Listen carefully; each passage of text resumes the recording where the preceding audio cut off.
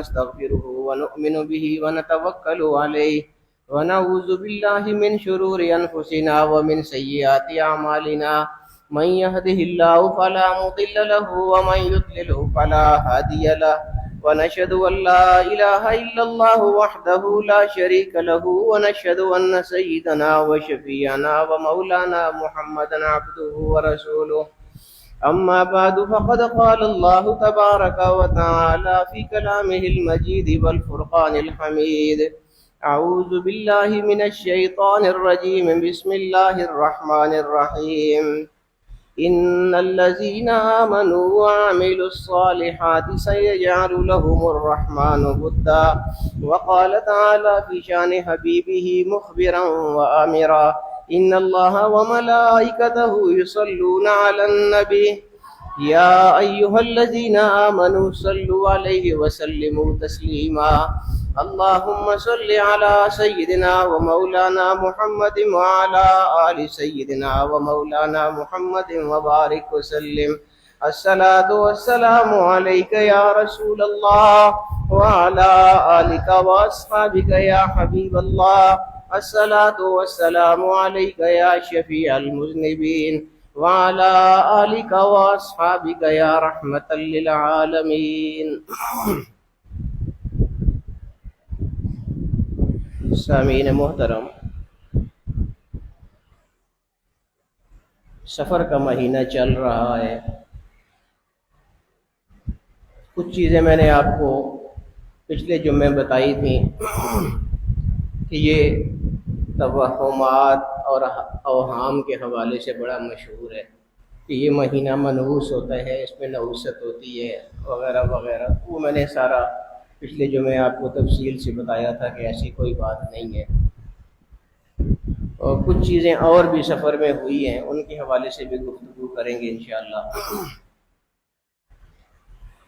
ہمارے سلسلے کی ایک بہت بڑی شخصیت ہیں شیخ احمد سرہندی فاروقی رحمۃ اللہ تعالی علیہ، جن کو دنیا حضرت مجدد الفسانی کے نام سے جانتی ہے۔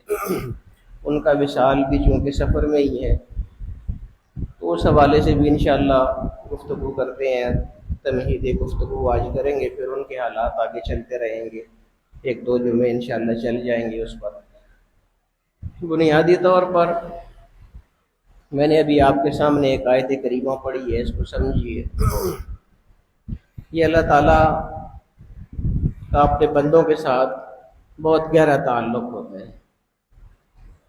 اصل میں یہ ہے نا کہ ہم اب جس معاشرے میں رہتے ہیں، ہمارا جو ماحول ہے آج کل کا، یعنی ٹیکنالوجی بہت آگے چلی گئی ہوئی ہے، انٹرنیٹ کا زمانہ ہے، موبائل ہمارے ہاتھوں میں ہوتے ہیں، ہر وقت ہر طرح کی چیزیں ہم دیکھنے پر قدرت رکھتے ہیں۔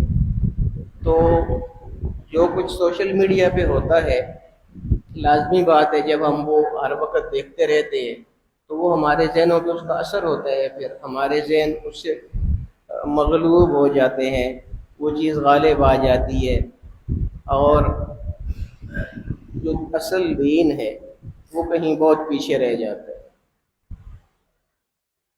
حالانکہ اصل چیز تو دین ہی ہے، دین سے انکار ممکن نہیں ہے، دین سے انکار آپ کر نہیں سکتے ہیں، کیونکہ اللہ رب العالمین سچی ذات ہے، اس کا کلام بھی برحق ہے، سچا کلام ہے، اس میں بھی کوئی شک نہیں ہو سکتا۔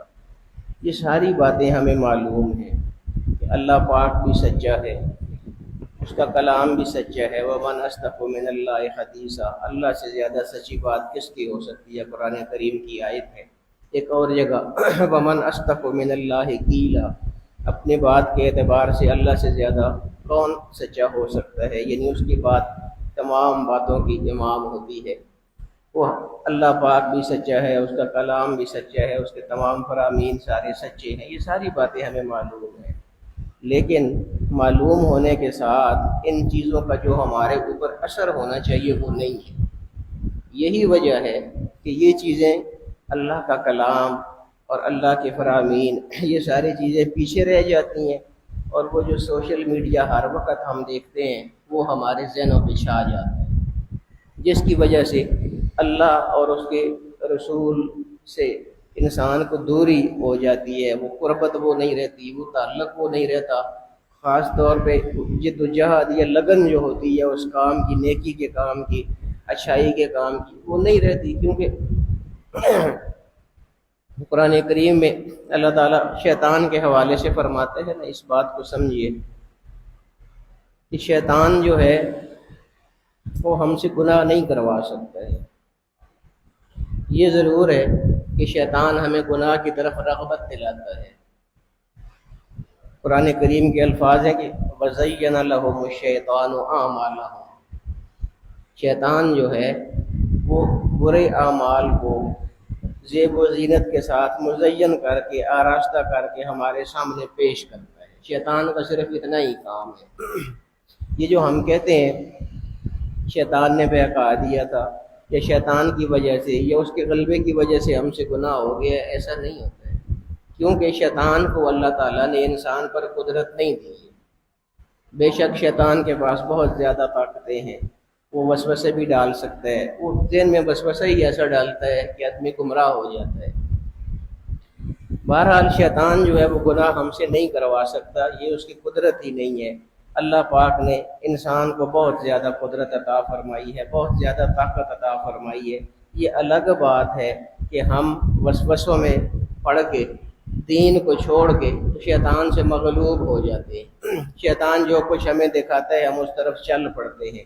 یعنی کوئی بھی گناہ کا کام ہے، یقینی بات ہے کہ اس میں لذت محسوس ہوتی ہے گناہ والے کام میں، تو شیطان بار بار وہ گناہ والے کام کا تصور ہمارے ذہن میں لائے گا، جس سے ہمیں لذت محسوس ہوگی اور ہم پھر وہ کام کر گزریں گے۔ حالانکہ یہی شیطان جو ہمیں ابھارتا ہے گناہ کی طرف، جب انسان گناہ کر لیتا ہے تو پھر ہم جب اس کو الزام دیتے ہیں کہ یہ شیطان کی وجہ سے گناہ ہم نے کیا ہے، تو شیطان خود آگے سے یہ کہتا ہے قال انی بریء منک انی اخاف اللہ رب العالمین، نہیں میں تم سے بری ہوں، تمہارے اس گناہ سے بھی بری ہوں، میں نے یہ گناہ نہیں تم سے کروایا ہے، میں نے تو وسوسہ ڈالا تھا، تم خود میرے پیچھے چل کے اس گناہ کی طرف چلے گئے ہو۔ انی اخاف اللہ رب العالمین، تم کو تو اپنے اللہ کا خوف نہیں تھا، لیکن میں پھر بھی اللہ سے ڈرنے والا ہوں۔ مطلب یہ ہے کہ جس کے کہنے پہ ہم گناہ کر گزرتے ہیں وہ خود بری ہو جاتا ہے اور ہمیں پھنسا دیتا ہے، تو پھر کیوں ہم اس کے پیچھے چلتے ہیں؟ یہی وہ وجہ ہے نا جو میں آپ کو بتا رہا ہوں کہ سوشل میڈیا کی وجہ سے جو اصل چیزیں ہیں، جو اصل دین ہے، وہ بہت پیچھے رہ گیا ہوا ہے، ہم لوگ اس سے بہت دور ہو چکے ہیں۔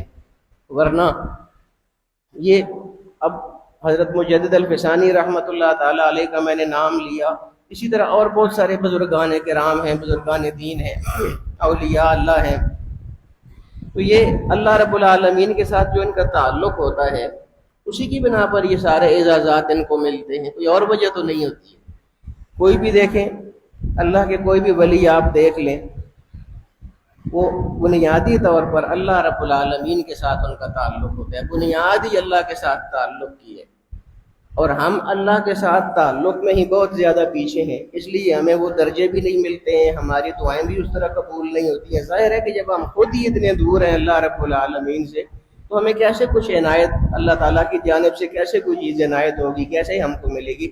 ہم نے یہ دیکھنا ہے نا کہ ہم اللہ تعالیٰ کی طرف کتنا بڑھتے ہیں، یعنی ہم اس کے محتاج ہیں، اللہ رب العالمین کی ساری مخلوق محتاج ہے۔ ظاہر ہے کہ وہ مالک ہے، وہ خالق ہے، اس نے بنایا ہے، وہی سب کچھ عطا فرمانے والا ہے، سب کچھ دیا ہوا ہی۔ فَبِأَيِّ آلَاءِ رَبِّكُمَا تُكَذِّبَانِ، اتنی نعمتیں اللہ پاک نے ہم کو عطا فرمائی ہوئی ہیں کہ جس کا کوئی حساب ہی نہیں ہے، کوئی شمار ہی نہیں ہے، لیکن یہ تو سارا کچھ اس کا عطا کردہ ہے، ہم کیا کرتے ہیں؟ دیکھنا تو یہ ہے نا کہ ہم نے اپنے اللہ کے ساتھ کتنا تعلق رکھا ہوا ہے۔ اب مجھے بتائیے، بہت سارے لوگ ہمارے پاس آتے ہیں تعویذ وغیرہ لینے کے لیے، تو اکثریت میں آپ کو بتاؤں کہ رزق کی کمی کا شکار، یہ ایک ایسا مسئلہ ہے کہ بہت زیادہ لوگ اس میں مبتلا ہوتے ہیں۔ رزق کی کمی ہوتی ہے، رزق کی فراوانی نہیں ہوتی، فراخی نہیں ہوتی، رزق تنگ ہوتا ہے، مشکل، ٹھیک ہے مہنگائی ہے، میں ساری چیزیں سمجھتا ہوں، میں بھی اسی معاشرے میں رہتا ہوں، میں سمجھتا ہوں کہ بہت زیادہ مہنگائی ہے، اس کی وجہ سے بھی مشکلات ہوتی ہیں، لیکن ہمارے ذہن سے یہ کیوں نکل جاتا ہے کہ ان مشکلات کے باوجود بھی اگر ہم اللہ رب العالمین کے ساتھ تعلق قائم رکھیں گے، وہ ساری مشکلات کو دور بھی فرما دے گا، اور مشکلات کے ہوتے ہوئے بھی ہمیں وسیع اور فراخ رزق عطا فرما دے گا۔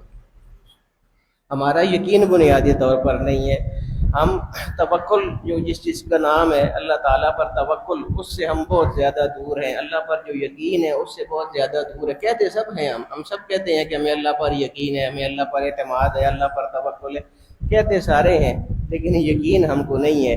یقین اگر ہو تو پھر ہم اللہ رب العالمین کی طرف کیوں نہیں آئیں گے؟ میں آپ کو عرض کر رہا تھا نا کہ ہم تو مخلوق ہیں اللہ رب العالمین کی، ہمارا اور اللہ تعالیٰ کی کیا نسبت ہو سکتی ہے، کیا جوڑ ہو سکتا ہے؟ وہ مالک ہے، ہم خادم ہیں، ہم بندے ہیں، وہ آقا ہے، وہ رب ہے، کوئی جوڑ ہی نہیں ہے نا۔ ہم تو خود زندگی ہم کو اس نے عطا فرمائی ہوئی ہے، ہمارا کیا جوڑ ہو سکتا ہے اس کے ساتھ؟ اس کے باوجود بھی اللہ رب العالمین کا یہ انعام دیکھیے نا۔ میں آپ کو کہتا ہوں نا کہ ہم خود اللہ پاک سے بہت دور ہیں، اور میں یہ ویسے ہی نہیں کہہ رہا، میں آپ کو بتاتا ہوں مثال کے طور پر نصف شعبان کے حوالے سے بھی روایت موجود ہے کہ اللہ تعالیٰ نصف شعبان جو ہوتی ہے اس دن مغرب کے بعد سے ہی آسمان دنیا پر نزول فرماتا ہے۔ یہ نصف شعبان کے حوالے سے بھی ہے اور ہر رات کے حوالے سے بھی ہے۔ میں آپ کو بتاؤں کہ یہ روایت ہر رات کے حوالے سے بھی ہے کہ ہر رات ایسے ہوتا ہے کہ اللہ رب العالمین آسمان دنیا پر جلوہ گر ہوتا ہے اور خود پوچھتا ہے۔ اب یہ دیکھیے نا، میں عرض یہ کر رہا تھا کہ ہمارا اللہ رب العالمین کے ساتھ کیا ہو سکتی ہے؟ اللہ رب کوئی یعنی موازنہ ہو ہی نہیں سکتا ہے، کوئی نسبت ہی نہیں ہے ایسی کہ ہم اس کا موازنہ کر سکیں۔ لیکن وہی بات ہے، اللہ رب العالمین خود جب چاہتا ہے کہ اپنے بندے کو وہ قریب کرے تو وہ اس کے لیے کیا کچھ کرتا ہے۔ عرض میں یہ کر رہا تھا نا کہ ہم کیا کرتے ہیں، یہ بنیادی طور پر میں یہ سمجھانا چاہ رہا تھا کہ ہم کیا کرتے ہیں اور وہ کیا کرتا ہے ہمارے لیے۔ ہر رات آسمان دنیا پر نزول فرماتا ہے اللہ رب العالمین اپنی شان کے مطابق، اور مغرب کے بعد سے یہ آواز آنی شروع ہو جاتی ہے، یہ ندا آنی شروع ہو جاتی ہے اللہ رب العالمین کی طرف سے کہ حل میں مستغفر فاغفر له، حل میں مسترزق فارزقه، یعنی کوئی ہے، یعنی خود اللہ، ہم نہیں جا رہے، چاہیے تو یہ نا کہ ہم اللہ رب العالمین کی طرف جائیں، ہم اللہ رب العالمین سے مانگیں، ہم میں سے کوئی بھی نہیں جا رہا، اس کے باوجود اللہ رب العالمین کا کرم دیکھیے کہ خود آسمان دنیا پر نزول فرما کے خود پوچھ رہا ہے کہ ہے اس وقت کوئی مانگنے والا کہ میں اس کو عطا فرما دوں، ہے کوئی بخشش مانگنے والا کہ میں اس کے گناہوں کو بخش دوں، ہے کوئی رزق مانگنے والا کہ میں اس کو وسیع حلال اور کشادہ رزق عطا فرما دوں۔ اللہ قضا و قضا کہتا رہتا ہے اللہ رب۔ یہ ایک دو باتیں میں نے آپ کو بتائی ہیں مغفرت والی، رزق والی۔ اللہ رب العالمین مغرب سے لے کر طلوع فجر تک یہ کہتا رہتا ہے کہ اس تکلیف میں کوئی مبتلا ہو تو وہ بھی مجھ کو بتائے، میں بھی دور کر دوں گا۔ اس تکلیف میں ساری تکلیفیں اللہ پاک گنواتا ہے اور پھر پوچھتا ہے کہ ہے کوئی اس وقت مانگنے والا کہ میں اس کو عطا فرما دوں۔ اب میرا سوال یہ ہے کہ مجھے بتائیے نا کہ جب اللہ رب العالمین یہ ندائیں لگا رہا ہوتا ہے تو ہم میں سے کتنے لوگ ہیں جو آگے بیٹھے ہوئے مانگ رہے ہوتے ہیں کہ ہاں باری تعالیٰ میرا یہ مسئلہ ہے، مجھ کو عطا فرما۔ سوچئے نا کتنا مانگتے ہیں ہم اللہ رب العالمین سے۔ اللہ رب العالمین کے دینے میں تو کوئی کمی نہیں ہے، وہ تو عطا کرنے میں آتا ہے، تو عطا کرنے پہ جب آتا ہے اس کی تو کیا شان ہے، جیسی شان ہے ویسی ہی اس کی عطا ہے۔ اس سے زیادہ اور کیا ہے؟ قرآن کریم میں آتا ہے ہم نے اللہ پاک کو یاد کرنا ہے نا، ہم اس کے بندے ہیں، وہ ہمارا مالک ہے، وہ ہمارا رب ہے، اس نے ہمیں یہ زندگی عطا فرمائی ہے، ساری نعمتیں عطا فرمائی ہیں، مانگنا تو ہم نے ہے۔ وقال ربکم ادعونی استجب لکم، قرآن کریم کی آیات کو دیکھیے نا آپ، اللہ پاک فرماتا ہے کہ اپنے رب کو پکارو، وہ تمہیں اس کا جواب دے گا۔ صرف پکارنا ہی نہیں ہے، خود ہی آگے فرما بھی دیا کہ جب پکارو گے تو میں آگے سے جواب بھی دوں گا، جو کچھ مانگو گے وہ عطا بھی کروں گا۔ تو ہم جب مانگتے ہی نہیں ہیں تو پھر کیسے ہم کو عطا ہوگا؟ اللہ رب العالمین کی جو شان ہے عطا کرنے والی، قرآن کریم میں آتے ہیں نا فَاذْكُرُونِي أَذْكُرْكُمْ، کتنے خوبصورت الفاظ ہیں کہ فَاذْكُرُونِي أَذْكُرْكُمْ، تم مجھ کو یاد کیا کرو میں تم کو یاد کیا کروں۔ ہم یاد کریں یہ تو سمجھ آتی ہے نا کہ ہم تو اس کے بندے ہیں نا، ہم تو اس لیے یاد کریں، وہ کیوں ہم کو یاد کریں؟ وہ تو خالق ہے، مالک ہے، بے نیاز ہے، بادشاہ ہے، قل هو اللہ احد اللہ الصمد، بادشاہ ذات ہے، وہ کیوں ہم کو یاد کرے؟ لیکن یہ جب وہ عطا پہ آتا ہے تو پھر ایسے آتا ہے اور فرماتا ہے کہ کوئی آئے میری طرف، پھر اگر میں اس کو نہ دوں تو وہ کہے، وہ گلہ کرے، وہ شکوہ کرے، جب آئے گا ہی نہیں تو پھر گلہ شکوہ کیسا؟ اور جب آتا ہے دینے پہ آتا ہے اور بندے کے ساتھ اپنا تعلق بیان فرماتا ہے تو کیا فرماتا ہے؟ حدیث پاک میں آتا ہے، بلکہ حدیث قدسی ہے، اللہ رب العالمین کا کلام ہے جو حضور علیہ الصلوۃ والسلام نے ہم کو بیان فرما کے بتایا۔ اللہ پاک فرماتا ہے کہ من تقرب منی شبرا تقربت منہ ذراعا، میرا کو بندہ، یعنی وہی بات کہ اللہ یہ چاہتا ہے کہ ہم اس سے کچھ مانگیں، ہم نہیں مانگ رہے۔ آج کے زمانے میں ہم اللہ سے کہاں مانگتے ہیں؟ کون مانگتے ہیں؟ ہم میں سے جتنے بھی لوگ یہاں پر بیٹھے ہوئے ہیں کتنا ہم اللہ پاک سے مانگتے ہیں؟ کبھی ایسا ہوا ہو کہ آپ سب لوگوں نے یہاں رات کو آ کے مسجد میں نفل پڑھے ہوں یا گھر میں نفل پڑھے ہوں، پھر اس کے بعد اللہ پاک سے روز مانگیں آپ کہ ہاں باری تعالیٰ میری یہ پریشانی ہے، میری یہ مشکل ہے؟ کون مانگتے ہیں؟ ہم میں سے کوئی مانگتا ہی نہیں ہے، اس لیے ہمیں پھر عطا بھی نہیں ہوتا ہے، ہماری طرف سے کچھ اظہار ہی نہیں ہوتا ہے اللہ رب العالمین سے مانگنے کا۔ جب ہم مانگیں تو پھر وہ عطا فرماتا ہے۔ وہ تو یہاں تک فرماتا ہے کہ من تقرب منی شبرا، جو میرا بندہ میری طرف آگے بڑھتا ہے، میری طرف آتا ہے، میری طرف لو لگاتا ہے، میرے ساتھ لو لگاتا ہے اور مجھ سے کچھ مانگنا چاہتا ہے، مجھ سے کچھ طلب کرنا چاہتا ہے، وہ آئے تو صحیح۔ میرا آگے سے استقبال کرنے کا انداز اللہ پاک اپنا فرماتا ہے کہ من تقرب منی شبرا، جو میرا بندہ اخلاص کے ساتھ کچھ مانگنے کے لیے میری طرف آتا ہے، میری طرف رجوع کرتا ہے، تو شبرن، اگر وہ ایک بالشت کے برابر میری طرف آتا ہے تو مجھے اس پر اتنا پیار آتا ہے کہ میں ایک گز آگے بڑھ کے اپنے بندے کا استقبال کرتا ہوں۔ ومن تقرب منی ذراعا، اور کوئی اگر ایک گز میری طرف بڑھ کے آتا ہے تو میں دونوں ہاتھوں کے پھیلاؤ جتنا آگے بڑھ کے اس کا استقبال کرتا ہوں، کو ساتھ لگانے کی کوشش کرتا ہوں۔ ومن اتانی مشین اتیتہ ہرولۃ، اور اگر کوئی دوڑتا ہوا میرے طرف آئے، کوئی چلتا ہوا اگر میری طرف آئے گا تو اتیتہ ہرولۃ، تو میں بھاگ کر اپنے بندے کا استقبال کروں گا اور اس کو جو کچھ مانگتا ہے عطا فرما دوں گا۔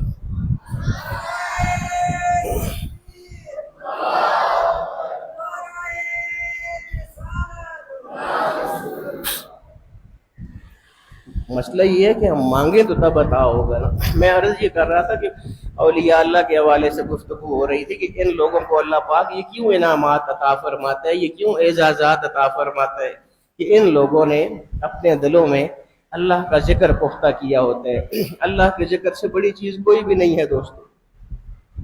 الا بذکر اللہ تطمئن القلوب، قرآن کریم کی ایک آیت ہے نا کہ الا بذکر اللہ تطمئن القلوب، اللہ کے ذکر سے ہی دلوں کو سکون ملے گا۔ جب اللہ پاک نے یہ فرما دیا تو شک کی پھر کوئی بات ہی باقی نہیں رہ جاتی۔ اس لیے آپ دیکھیے میں اکثر ذکر کے حوالے سے یہ بات جب دورے پہ بھی جاتا ہوں، لوگ بیعت ہوتے ہیں تو ان کو یہی بات سمجھانے کی کوشش کرتا ہوں کہ اللہ کے ذکر میں بہت زیادہ سکون ہے، اور یہ میں نہیں کہہ رہا، یہ تو قرآن کہہ رہا ہے کہ الا بذکر اللہ تطمئن القلوب، آگاہ ہو جاؤ۔ الا کا لفظ بھی بڑا خوبصورت ہے، اس کا مختلف لوگ مختلف ترجمہ کرتے ہیں، کوئی خبردار اس کا ترجمہ کرتے ہیں، کوئی آگاہ ہو جاؤ یہ ترجمہ کرتے ہیں۔ یعنی الا کا لفظ اللہ پاک اس وقت قرآن کریم میں لاتا ہے جہاں کوئی تنبیہ کرنی مقصود ہوتی ہے، یا یہ بتانا مقصود ہوتا ہے کہ جو میں بات ابھی کرنے لگا ہوں یہ بہت ضروری بات ہے، اس کو دھیان سے سننا ہے۔ اس سے پہلے پھر اللہ پاک الا کا لفظ لگاتا ہے۔ تو میں سمجھانے کے لیے اکثر کہا کرتا ہوں کہ جس طرح ہمارے ہاں کوئی اعلان ہوتا ہے نا تو پہلے کہا جاتا ہے کہ ایک ضروری اعلان ہے، ذرا غور سے سنیں، تو یہ جو غور سے سننا ہے نا، اس کے لیے اللہ پاک الا فرماتا ہے کہ میں ایک ضروری بات بتانے لگا ہوں، اس کو غور سے سننا۔ پھر آگے اللہ پاک فرماتا ہے کہ غور سے یہ بات سنو کہ بذکر اللہ تطمئن القلوب، اس بات کو ذہن میں بٹھا لو کہ اگر دل اور دماغ کا سکون چاہیے تو وہ صرف اور صرف اللہ رب العالمین کے ذکر سے تم کو ملے گا۔ ہم جب بیعت کرتے ہیں کسی کو یا کوئی بھی بزرگ بیعت کرتے ہیں تو وہ ذکر سکھاتے ہیں اس کو دل میں اللہ اللہ کرنا سکھاتے ہیں۔ بنیادی طور پر یہ ذکر کہ انسان کا دل جو ہے وہ ذاکر ہو جائے۔ ایک ذکر یہ ہے نا اللہ کا جو ہم زبان سے کرتے ہیں، اللہ اللہ اللہ، یہ اب زبان سے ہے۔ ایک ذکر وہ ہے جو ہم دل میں کرتے ہیں۔ جب دل میں ذکر کرتے ہیں تو اس میں زبان نہیں ہلتی ہے، وہ دل اندر سے اللہ اللہ کرتا ہے۔ وہ واضح طور پر آدمی کو محسوس ہوتا ہے کہ میرا دل ابھی ذکر کر رہا ہے۔ شروع میں ایسے ہوتا ہے جب نیا نیا کوئی ذکر شروع کرتا ہے تو اس کو ذکر کی طرف دھیان کرنا پڑتا ہے۔ یعنی وہ جب دل کو یہ کہتا ہے نا کہ تو ذکر کر، تو اس کو دل کی طرف دھیان کرنا پڑتا ہے، توجہ کرنی پڑتی ہے، ادھر ادھر سے اپنی توجہ ہٹا کے۔ اکثر لوگ ایسے کرتے ہیں کہ آپ نے دیکھا ہوگا کئی لوگ مراقبے کی صورت میں ہوتے ہیں، وجہ یہی ہوتی ہے کہ ادھر ادھر نہ دیکھیں تاکہ ہماری توجہ ادھر ادھر نہ جائے۔ بنیادی طور پر اپنی توجہ اللہ رب العالمین کی طرف مرکوز کرنی ہوتی ہے، اس وقت آدمی ذکر کرتا ہے۔ تو جب ہم ادھر ادھر دیکھ رہے ہوتے ہیں پھر ہماری توجہ مبذول نہیں ہوتی نا، ایک طرف وہ بٹ جاتی ہے ہماری توجہ۔ میں اب باہر دیکھ رہا ہوں، آپ کو دیکھ رہا ہوں، تو میری توجہ آپ کی طرف ہے، اللہ کی طرف نہیں ہو رہی۔ جب ذکر کرتے ہیں تو اسی لیے آنکھیں نئے لوگ بند کر لیتے ہیں، سر جھکا لیتے ہیں۔ مقصد یہی ہوتا ہے کہ توجہ ادھر ادھر نہ پھٹے، اللہ رب العالمین کی طرف توجہ ہو جائے۔ تو ہم کو یہ دھیان کرنا پڑتا ہے ذکر کرنے کے لیے۔ جب ہم دھیان کرتے ہیں دل کی طرف تو دل میں اللہ اللہ ہو رہی ہوتی ہے۔ لیکن جو لوگ ذاکر ہو جاتے ہیں یعنی ان کا دل اس طرح ذکر کر رہا ہوتا ہے کہ ان کو دھیان کرنے کی ضرورت ہی نہیں پڑتی ہے۔ اب میرا یہ مثال کے طور پہ اگر میں نیا آدمی ہوں ذکر کرنے والا تو یہ ہو سکتا ہے کہ میری جب تک توجہ ہے دل کی طرف میرا دل اللہ اللہ کرتا رہے گا، لیکن جو ہی میں نے ادھر ادھر دیکھا یا کوئی چیز میرے سامنے آئی، میری توجہ بٹی، تو میرا دل جو ہے وہ ذکر کرنا چھوڑ دے گا۔ لیکن جو ذاکر ہو جاتا ہے اس پر اللہ کا یہ انعام ہوتا ہے کہ وہ اگر کیلکولیٹر ہاتھ میں رکھ کے حساب بھی کر رہا ہو نا تو دھیان سارا کیلکولیٹر کی طرف ہے، حساب کی طرف ہے، لیکن اس وقت بھی اس کا دل اللہ اللہ کر رہا ہوتا ہے۔ اور یہی اللہ اللہ کی جو کیفیت ہے، بزرگان کرام نے یہی تو پیدا کی تھی اپنے اندر۔ قرآن کریم میں جو نیک لوگوں کا تذکرہ آتا ہے، میں کہتا ہوں کہ ہر آدمی اللہ کا ولی ہوتا ہے، ہر آدمی، صرف اللہ کے ساتھ تعلق رکھنے کی بات ہے۔ میں اکثر آپ کو یہ بات سمجھاتا ہوں کہ ولی ہونے کے لیے یہ ضروری نہیں ہے کہ کسی ولی کے گھر میں آدمی پیدا ہو یا کسی نیک بندے کے گھر میں یا کسی مذہبی خاندان میں یا دینی خاندان میں بندہ پیدا ہو تو وہی ولی ہوگا۔ نہیں، ایسا نہیں ہے۔ ولی کے لیے اللہ پاک نے جو شرط رکھی ہے وہ خود قرآن میں اس نے فرما دی ہے کہ ولی وہ ہوگا، الا ان اولیاء اللہ۔ اگر یہاں بھی اللہ کا لفظ آئے، وہ ذکر کے حوالے سے بھی اللہ کا ذکر آئے، یہاں بھی اللہ پاک ضروری بات بتانا چاہ رہے ہیں، اس لیے اللہ پاک نے پہلے اللہ کا لفظ لگایا ہے۔ ایک ضروری اعلان ہے، ذرا غور سے سنو۔ اب کیا اعلان آگے ہونے لگے؟ ان اولیاء اللہ لا خوف علیہم ولا هم یحزنون۔ جو اللہ کے ولی ہوتے ہیں، جو اللہ کے دوست ہوتے ہیں، لا خوف علیہم ولا هم یحزنون، نہ ان کو کوئی پریشانی ہوتی ہے، نہ ان پر کوئی خوف طاری ہوتا ہے، نہ وہ کبھی غمگین ہوتے ہیں۔ تو کیسے نہیں ہوتے ہیں؟ بیماریاں نہیں آتی ہیں، بزرگوں پر بھی آتی ہیں، نیک لوگوں پر بھی آتی ہیں۔ تو اس کا مفسرین یہ لکھتے ہیں کہ اس کا یہ مطلب نہیں ہے کہ ان پر غم یا خوف یا تکلیف آتی نہیں ہے، آتی تو ہر ایک پر ہے۔ ان سے زیادہ جتنے اولیاء اللہ ہیں، جتنے نیک لوگ ہیں، ان سے بدرجہ بہتر اور بڑی شخصیت تو خود حضور اکرم صلی اللہ تعالی علیہ وآلہ وسلم ہے۔ آپ سے بڑی ذات تو کوئی نہیں ہو سکتی ہے۔ ان پر تکلیفیں نہیں آئی تھی، ان کو زخمی نہیں کیا گیا تھا، ان پر مشکلات نہیں آئی تھیں، وہ غزوات میں جاتے رہے تھے، جو تکالیف انہوں نے اٹھائی ہیں تو کیا تکلیفیں ان پر نہیں آئی تھیں؟ اس کا یہ مطلب نہیں ہے۔ مفسرین فرماتے ہیں کہ تکلیفیں ہر ایک پر آتی ہیں، ان مع العسر یسرا، ان مع العسر یسرا۔ تکلیفیں بھی زندگی کا حصہ ہے، آسانیاں بھی زندگی کا حصہ ہیں۔ تکلیفیں سب پر آتی ہیں، نیک لوگوں پر بھی آتی ہیں، انبیاء پر بھی آتی ہیں۔ فرق یہ ہے کہ ان کا تعلق اللہ کے ساتھ اتنا مضبوط ہوتا ہے کہ بڑی سے بڑی تکلیف یا غم یا خوف ان پر آتا ہے تو ان کو محسوس ہی نہیں ہوتا ہے، کیونکہ اللہ تعالیٰ کے ساتھ ان کا تعلق بہت زیادہ مضبوط ہوتا ہے۔ وہی بات بنیادی طور پر اللہ کے ساتھ تعلق مضبوط ہوتا ہے ان لوگوں کا۔ جو لوگ اللہ کے ساتھ تعلق مضبوط کرتے ہیں، میں یہ کیوں کہتا ہوں بار بار آپ کو کہ ہمارا تعلق اللہ کے ساتھ کمزور ہے۔ جس ماحول میں ہیں، جس معاشرے میں ہیں، جو کچھ چیزیں ہمیں آج کل میسر ہیں ان کی وجہ سے بہت ساری چیزیں ایسی ہیں کہ جنہوں نے دین سے ہم کو دور کیا ہوا ہے۔